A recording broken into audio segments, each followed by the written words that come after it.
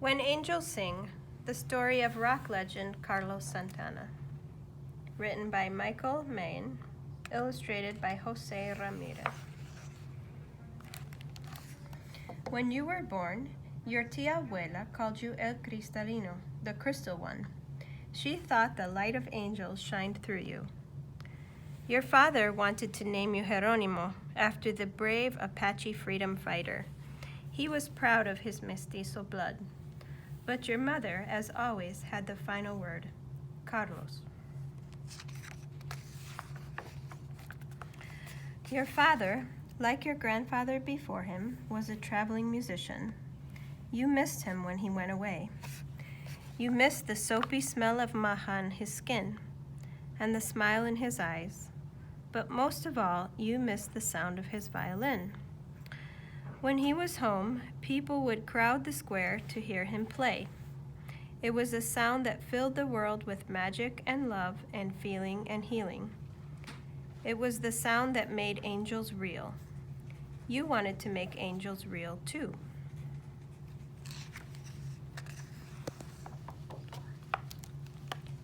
First, you tried el clarinete, but the buzzy reed was too fussy for your nose.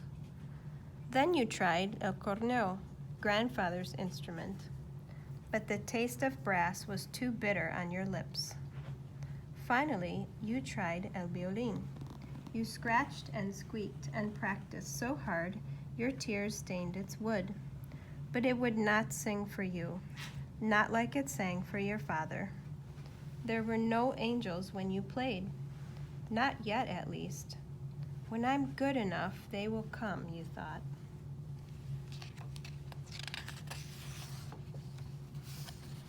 To you, life in Outland de Navarro was escondidas, hide and seek, played beneath the mesquite trees with your brothers and sisters.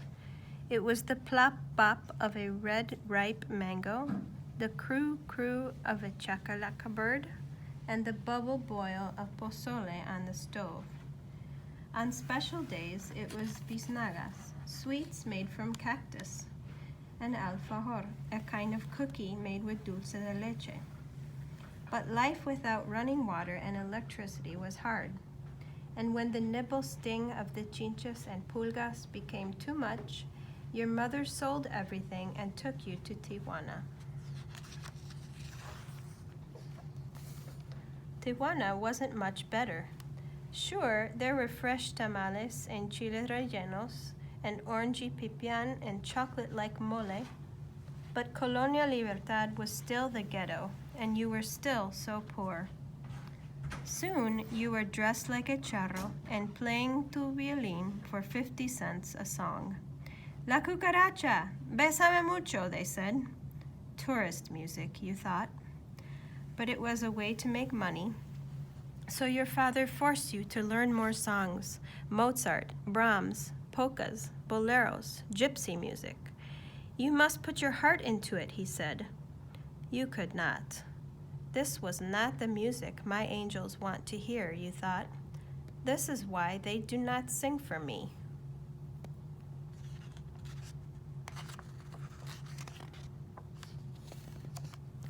Your mother knew you loved music, even though you hated the violin. One day, she took you to Palacio de Municipal Park with its bustling walkways and chiming carts. You heard the blues before, but you had never seen how the music was made. You had never seen someone play la guitarra, at least not like this. The hair on your arms stood up. An angel's breath, you thought? Your father was away as usual, but your mother sent him a letter. After saving enough money, he sent home una guitarra. It was battered and bruised and beautiful.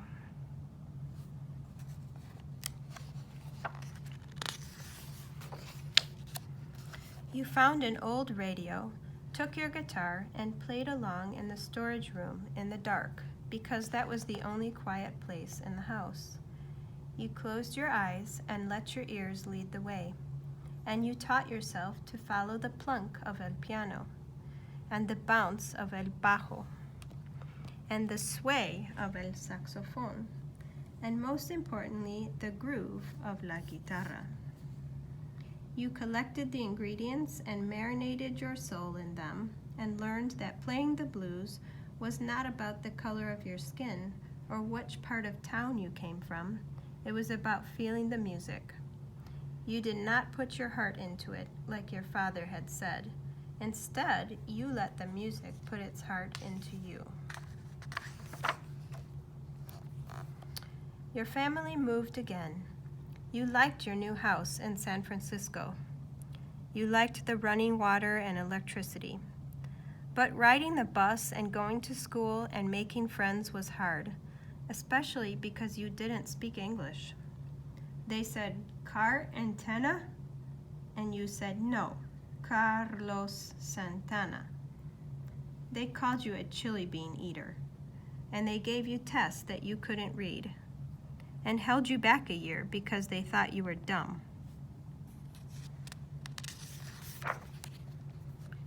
So you ran away, all the way back to Tijuana, just you and tu guitarra. My angels will come, you thought, and they will tell me I am good enough. You watched TV and improved your English and learned how to respect a song and its melody. But no angels came, and you started to wonder if they ever would. Still, when your family came to find you, you did not want to go home. San Francisco was a mess of music, just like the jukebox at Tic Tac Burgers, where you worked. You washed pots and mopped floors and started a blues band and listened to Willie Bobo and the Beatles and B.B. King, while the smell of Clorox burned your nostrils and tried to bleach your soul white. But you wouldn't let it. Just like your father, you were proud of your mestizo blood.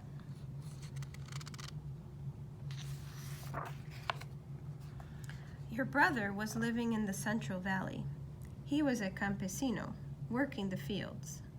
Like so many migrant workers, he suffered under the cruel gear crush of exploitation until Cesar Chavez and Dolores Huerta started fighting back. Sí, se puede, they said. Yes, we can. This helped your brother, and even though you weren't there, it helped you too, deep in your soul. If they can, I can, you thought. So you kept playing and practicing and searching for your sound.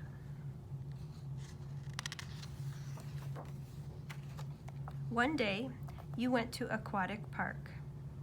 Las congas rumbled into your chest. There was magic in their beat, a breath, a breeze, a feeling, the breaking dawn of something the world had never seen before. And this tutuma, taka taka tak, tutuma, taka taka tak, was the beat of its heart. Maybe this is the music that will make my angels sing, you thought. So you took the soul of the blues and the brains of jazz and the energy of rock and roll, and to that you added the slow heat of Afro-Cuban drums and the cilantro-scented sway of the music you'd grown up with.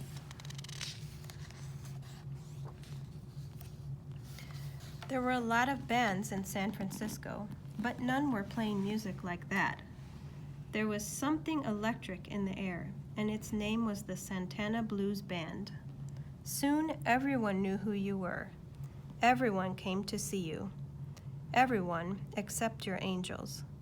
Will I ever be good enough, you wondered? You were getting too old to believe in angels anyway. All around you, the nurturing light of possibility was beginning to glow. Martin Luther King Jr. was changing the world, and young people like you were too. You were taking your hearts and coloring them open and making the world a better place. And then, the light was gone. He was gone. In the background, the bombs of Vietnam grew louder and louder. Suddenly, it was as if hate and fear had covered the world in darkness.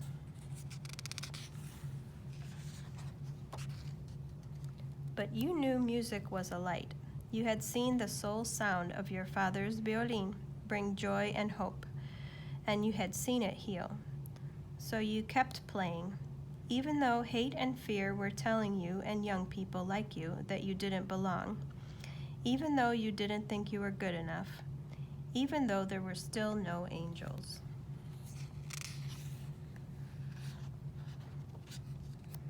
The Santana Blues Band was big in San Francisco, but there in New York at the muddy Woodstock Music Festival, you were unknown, unsteady, and scared.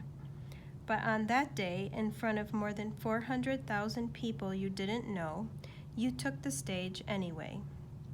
You looked out into the audience, hoping for a miracle, hoping for something to tell you that you were good enough, hoping you had been wrong to stop believing in angels. But there were no angels out there. There had never been angels out there, and suddenly you knew why.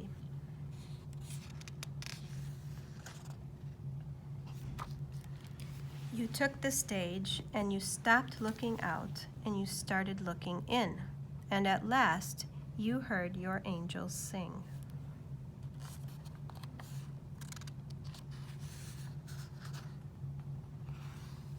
The end. And there's a real photograph of Carlos Santana.